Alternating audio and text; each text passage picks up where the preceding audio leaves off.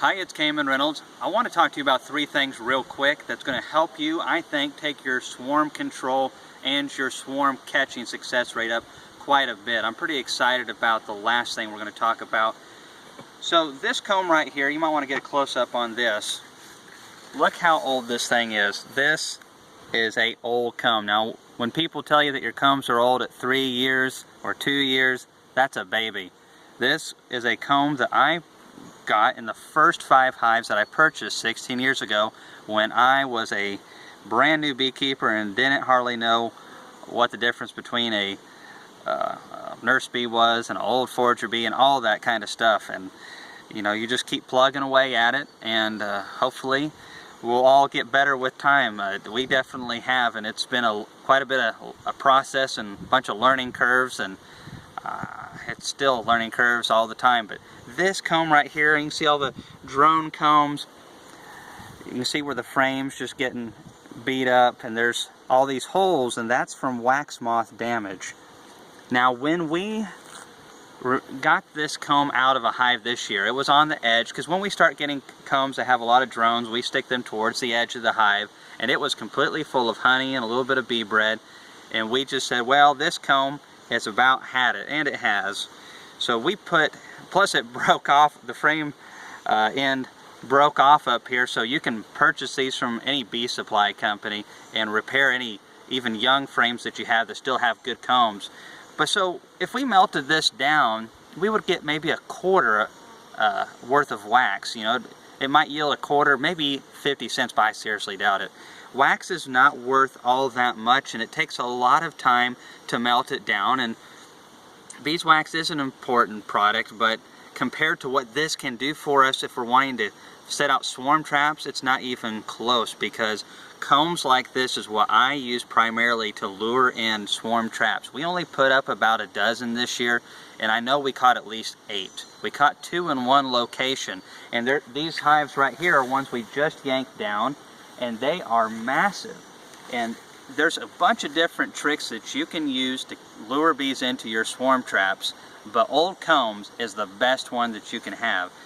Lemongrass and Swarm Commander, those things do help, but if I had to choose between having old combs and old propolis and all that kind of stuff, or a lure, I would totally go for the old combs, because bees like them.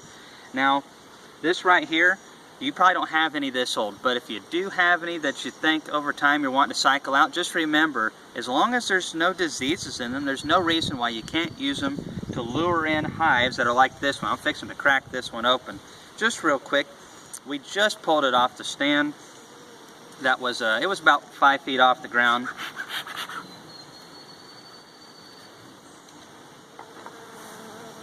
Check out all those bees.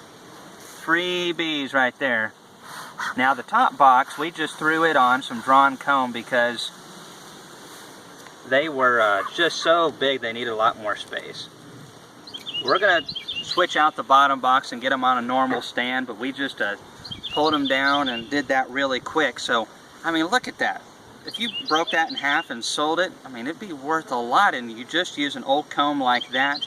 Now, the last thing I want to talk to you about, I think is a great deal. Laurel and I have a lot of downtime, not downtime, what am I saying? We have a lot of monotonous hours. You know, it's not all this swarms landing on you and getting in your pocket and other shenanigans like that. No, it's spending dozens and dozens and dozens of hours assembling frames and putting labels on jars of honey, which we do like beekeeping, but you know, after you've done 100 gallons of honey or so, it gets a little old. Isn't that right, Laurel? Anyways, so what we do is listen to audiobooks a lot of times, and we found, I think, one of the best books, if not in the world, definitely in this country, on swarm control and swarming behavior and swarm trapping, and that's the Honeybee Democracy by Dr. Tom Seeley. Now, what you can do, and what I did, is you can go to Audible. I'm going to leave a link below so it's easy for you to grab a hold of, and you can go to that, get the free trial, and then you get to download that book or any book you want. But I was asking Laurel not too long ago, why don't they have some bee books? And she's like, well, they do. So that's the one that we ended up getting, and I have read it before, and it's nice because you get to keep it indefinitely and listen to that. And if you're wanting to know anything about why bees swarm, all the things that create the stimuli that wants to make them swarm, or how to ideally set your traps or build them. Woo! Got a bee that doesn't like me today. Or do whatever you need to do to get those swarm traps. His book will help you out. So I'm going to leave that below. It is a great read. And if you have any comments or questions on swarm trapping or anything like that, here's our new buddy. I'm really not a cat person, but I guess I am now because everybody else in the family is. So Kathleen's got her new sidekick. What is it? Princess Kitty Paws? Oh my goodness. I was raised with all boys in the house. This is not how we roll, but I absolutely love it. It's just a big adjustment. Big adjustment. So thanks for watching the video.